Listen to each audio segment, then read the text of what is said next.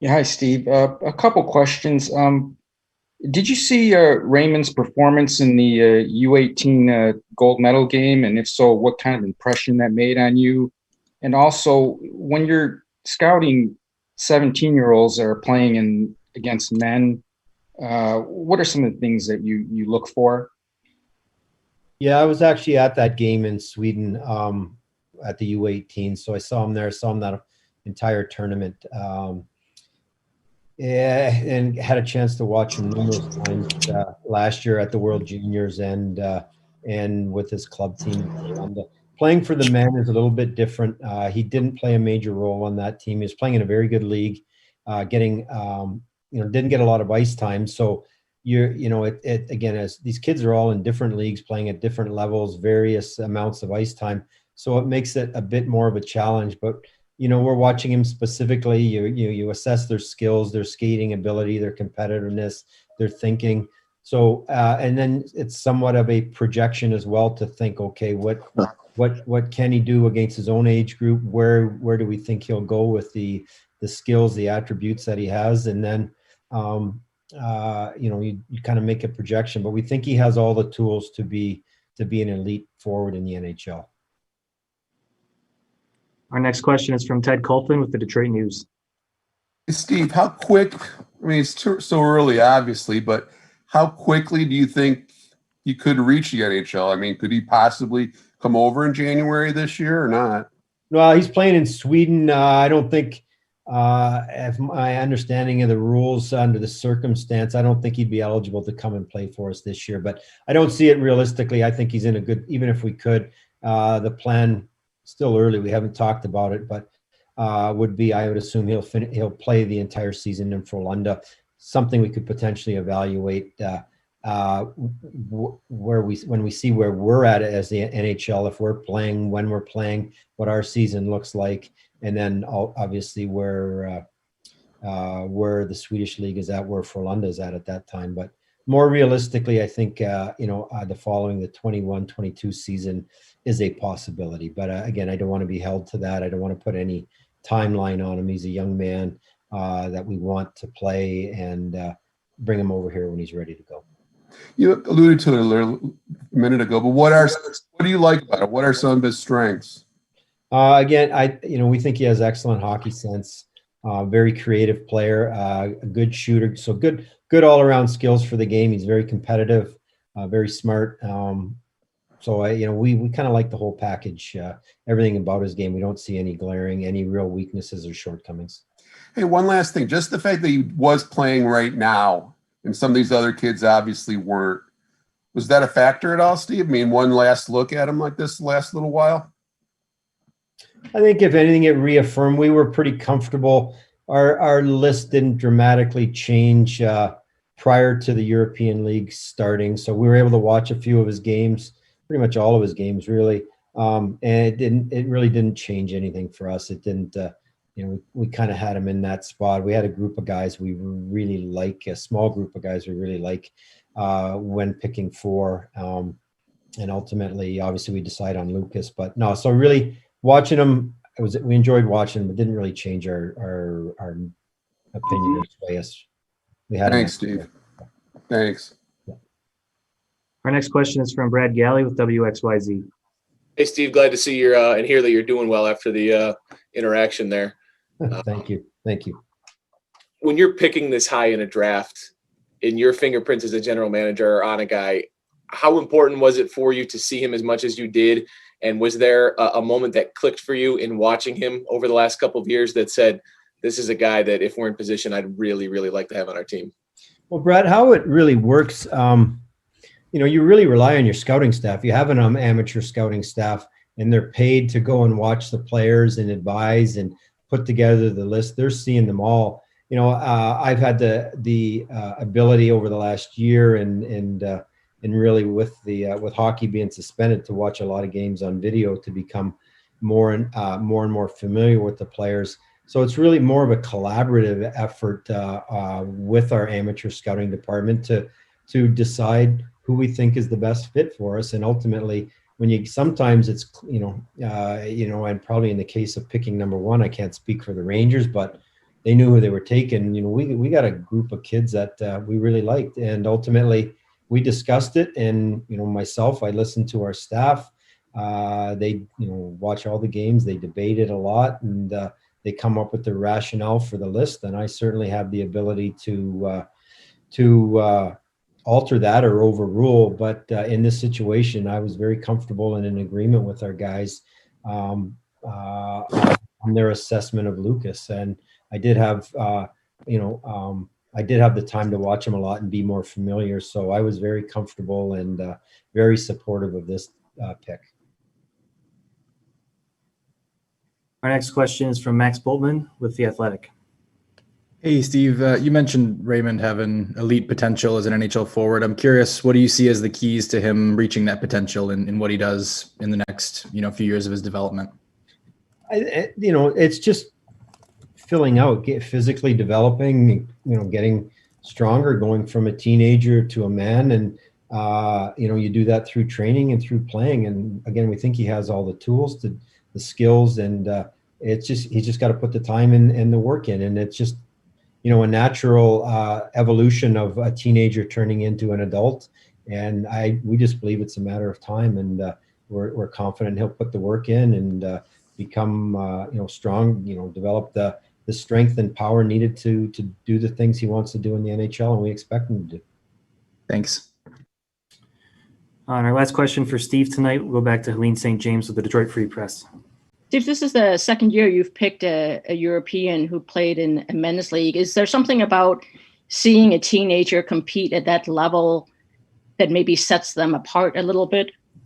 Helene, no, not at all. Really, we don't choose the league that they play in. We got to watch all the different leagues, and it really doesn't. Sometimes it's really good. And in the case of Lucas, it's a little bit more difficult because he's not playing 20, 22 minutes a night on the men's team. So, really, it's a coincidence that Moritz was playing in a men's league last year, and we picked Lucas in the first this year playing in a men's league. So yeah, really, we don't have a bias or a pro bias or a negative bias on where they play because they're scattered all over the world in all different levels of play, and it's just ultimately you just got to get out there and watch them and try to make good decisions. Thank you. Did you get the Q-tip up the nose? Several times, yes, thanks. Yes, more than I care to have. Thank you, Steve. Okay. All right, thanks everyone. That's all the time we have with Steve tonight. We're going to move everyone back to the waiting room, and we'll have Kris Draper on momentarily. Thanks, Steve, for joining us. Okay, thank you. Thanks, Steve. Hey, guys.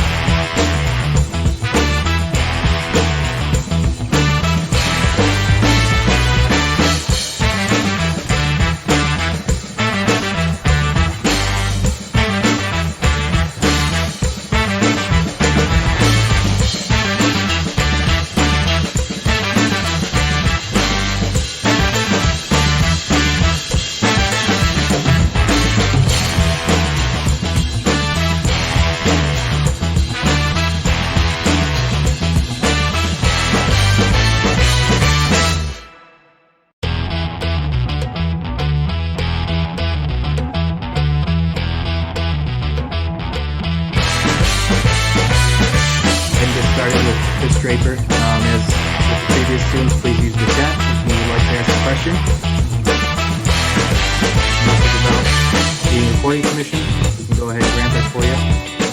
We'll get started in just a moment here once we get a few questions in the chat.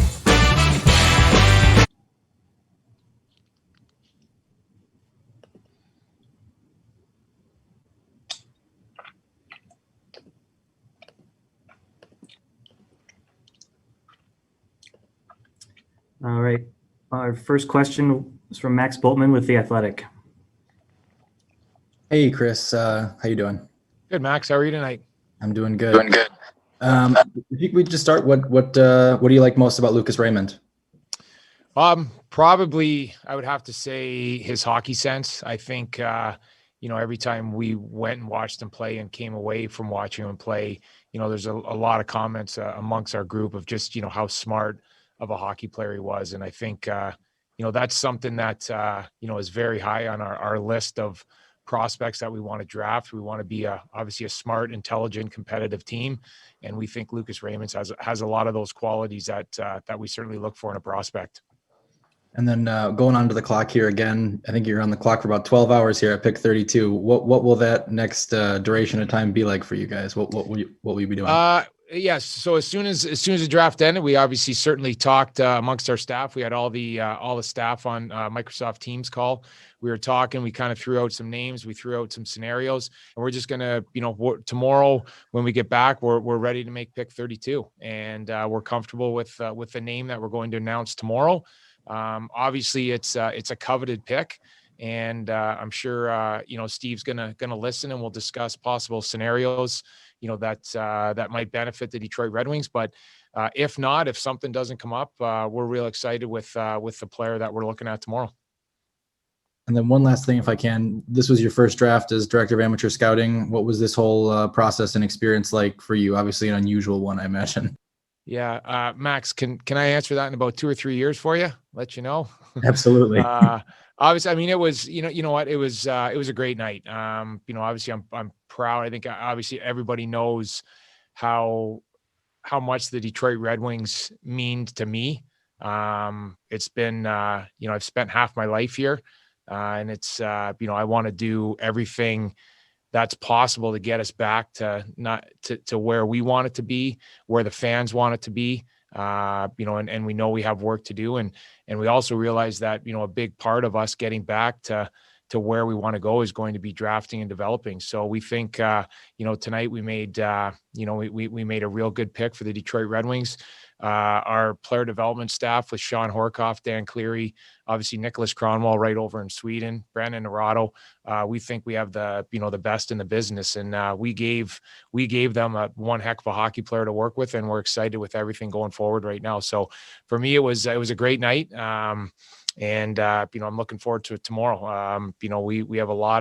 We have a lot of picks coming out right away, and we're looking forward to making those picks. And like I said, my passion for the Detroit Red Wings is off the charts, and I want to get us back to where we want to be, where we all want to be. And I know how important the draft is, getting us back to that. Thank you. Thanks, Our Max. next question is from Ted Colpin with the Detroit News. Hey, Kris, how difficult is it to project a kid like this when he's playing in a men's league like that? And then secondly, how much can that help him down the line or immediately, I guess? Hi, Ted. You know what? I think, I think, his underage year was obviously, I'm sure, you've seen a lot of the videos and the highlights of everything that he did his underage year. Very impressive underage year. And then he goes into the men's league, like you said, into the SHL. And, it was hard. It was an adjustment. It was adversity. It was something probably that was tough on him for some nights. But with that said, you have a 17, 18-year-old young prospect that obviously handled it very well and has come out and probably learned a lot. And that's what, we've probably seen over the last 2 months is, how not only has he developed more as a hockey player, but obviously, handled the adverse situations that he was in last year. And that's tough. You see a lot of your peers that you played against, and, these guys are putting up big numbers, all around the world. And there were some nights that were tough for him, but I can tell you, one thing, there's a couple games that I was over in Sweden and he actually didn't play a lot. And then all of a sudden within 10 to 12 minutes of a period or a spurt, you saw some special things that he could do. And to me, that alludes to the mental toughness that he has. It's not easy for any player to sit there, on the bench and not playing as much as you want to play. And then all of a sudden you get an opportunity to play maybe late in the third. And Lucas responded. And there was a couple times where I was over there and that really excited me to see how he handled that. Thanks, Kris. Thanks, Ted. Our next question is from Helene St. James with the Detroit Free Press. Hey, Kris, how are you? Hi, Helene. I'm good. How are you? So given you guys need an impact player at every position, how difficult was it to make the decision, in ranking? I mean, who you wanted at fourth? You know what? It was, I enjoyed the process. I have to be honest. I think, when I have a great scouting staff. I'm so excited. Jesse Wallen and Ryan Rizmierski are my chief amateur scouts. These guys, the passion that they have for their job is very impressive. Obviously we have Håkan Andersson, over in Europe. And, for us, it was watching a lot of games, all in the season. And then obviously, very unique when the world stopped and then we actually just relied on video. And then we went back and we kind of double checked some games that we had seen live, watched more games on video. And, from there, it's just, it's discussion. And we kept talking and we kept, with our lists and putting names and talking about names. And I know Steve, touched on it earlier that, our list didn't really change much. And, the one name that, we kept coming back to was Lucas Raymond. And, that's something that, I know we're all excited about. We talked about our staff coming in, to today, when we realized that, that this was going to be the pick, that we were going to make pick number 4. And, our staff was real excited about it. So, we put the work in, we watched, we interviewed, we made calls. Anything that we could do to gather information on Lucas Raymond, we certainly did it. And in the end, everything just kept coming back that, this young hockey player wants to be a hockey player. And it was something that, when it was all said and done, he was at pick 4 and we're proud of it. We're excited about it. And we feel that, we're getting, a heck of a hockey player coming to Detroit. Did you think that a forward was the way to go? Steve drafted a defenseman that was his first pick last year, that a forward was probably going to have the edge if all things were weighed. You know what? We felt as a staff that we were picking, the best player. You touched on it. We have to continue to bring in, all positional players, to make ourselves better.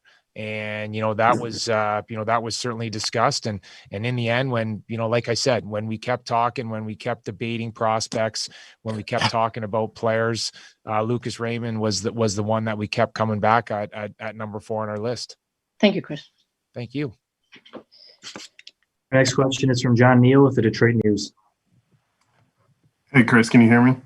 I got you, John. Thank you. Hey, when did he first come on your radar, Lucas? When was the first time you heard him? I don't know if it was Håkan that told you about him or whatever. And then I guess on the end of that, with Håkan and you guys have drafted like 50 some Swedes over the last, 20, 30 years while he's been in the organization. Does that give an added comfort level when you're, especially with maybe a little absence of scouting here at the last 6 months or whatever? Sir, we have 2 Swedish scouts. Obviously, we have Håkan Andersson, who's been doing that for so long and has been obviously very successful.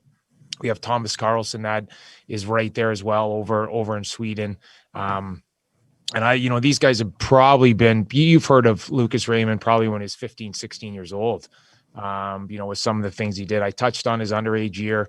Every time that we went scouting last year in all the underage tournaments, Lucas Raymond was on the national team. Obviously played in the tournaments in November and February. And then, I'm sure you've seen the highlights of Lucas Raymond in the gold medal game when Sweden won and he had the hat trick. It's, you're sitting there, you're watching this player and you know that he's a year away, from his draft, and he just kind of kept coming away that, this is, this prospect is, obviously has some special attributes, and we were able to see them on display when he was 16, 17 years old.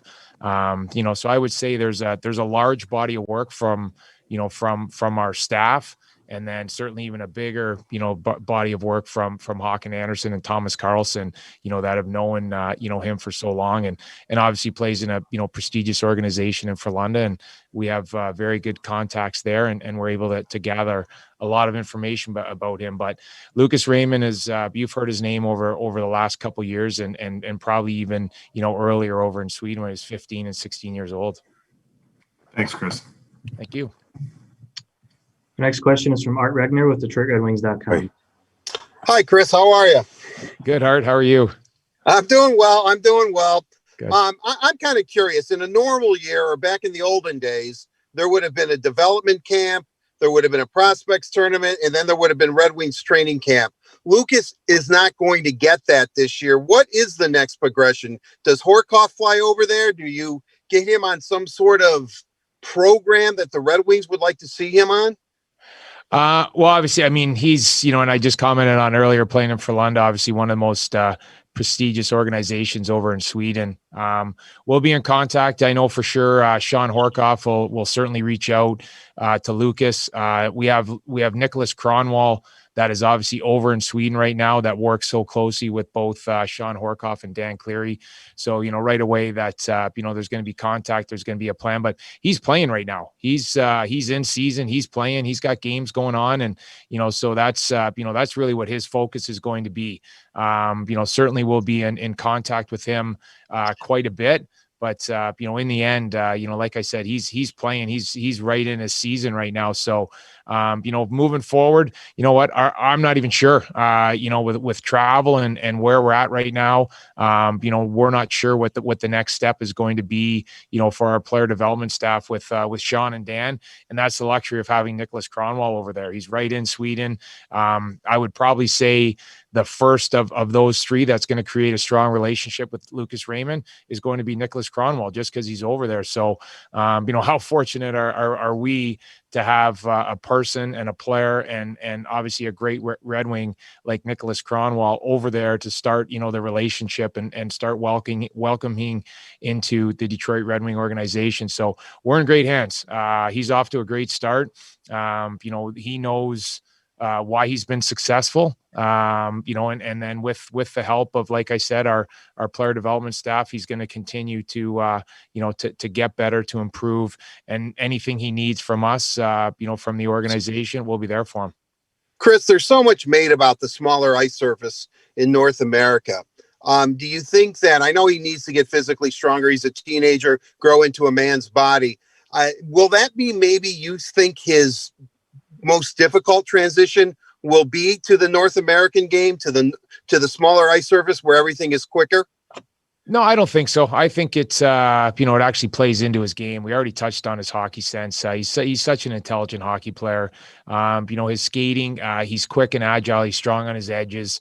This is a player, this is a prospect, that's just he's going to adjust, and you did touch on it. He is obviously a teenager. We definitely know that, and he'll be the first one to say it too, that he does want to get bigger and stronger, and with the help of obviously what he's doing in Frölunda right now, and then our player development staff, he's going to get, anything he needs to help him continue to improve. And from there, we'll just wait and see. Like I said, he's in a great place, playing for a fantastic organization. He's off to a great start. So, all those things line up to Lucas having, a great start. But, for us, maybe as a group, maybe the first time that we get to see him since we picked him at pick 4, could be at the World Juniors. And, he's going to be a player that's obviously going to be heavily relied upon from the Swedish national team. So, that would be a great environment to see him in.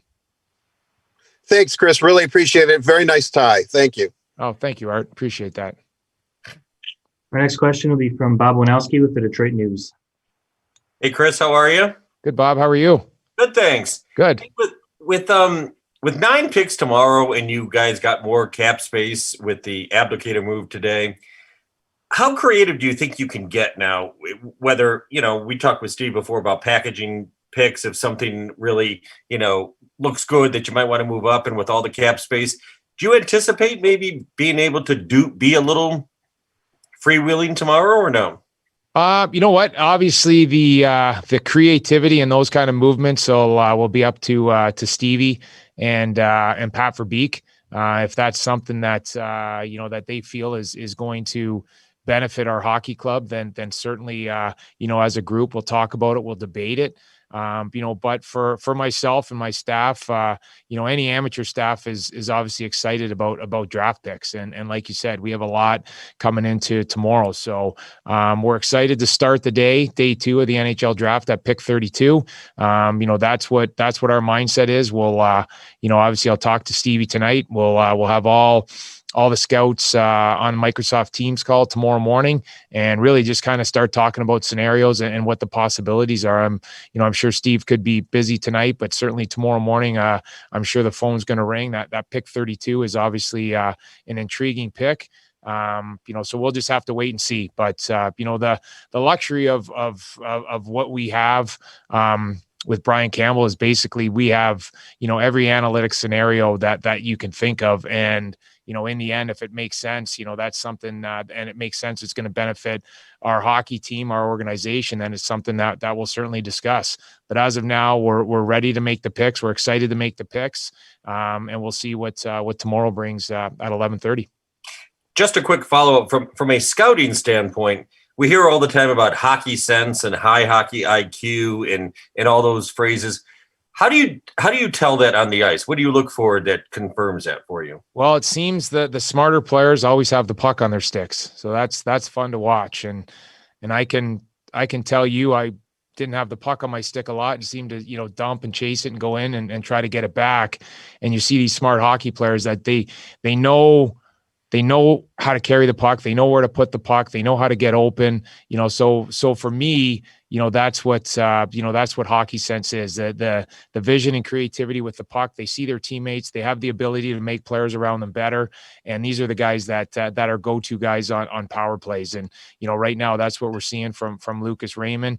We've seen a lot of that over the last couple of years, like we talked about. And there's a lot of things that you can teach in the game of hockey, but intelligent, hockey IQ, like you said, hockey sense, it's just a gift. It's given, and the real good ones have it. Thanks, Kris.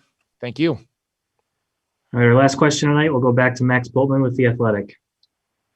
I wanted to follow up. You mentioned the gold medal game against Russia. I'm curious, what is the significance, if any, of seeing a player have a game like that in a high pressure situation like that?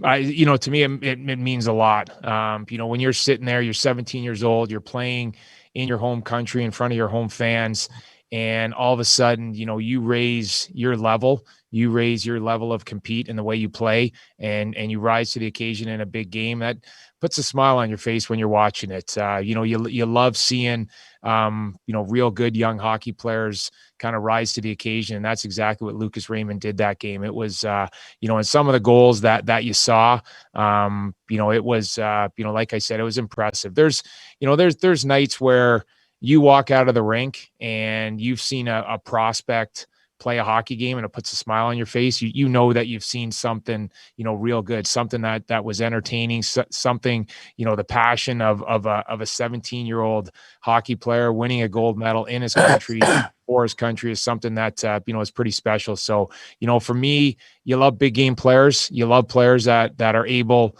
to elevate their play when the game is on the line and when the game means the most. And going back to that gold medal game, like we're talking about, Max, that's exactly what Lucas Raymond did. And it was impressive. And it was fun to watch. And, it was an exciting moment, definitely, for him in his young hockey career. Thank you. Thank you. All right. Thanks, everyone. That'll wrap it up for tonight. We'll see everyone tomorrow. And Kris, thanks for joining us. Thank you, guys. Have a great night, everybody. Thanks. Kris. Have a good one.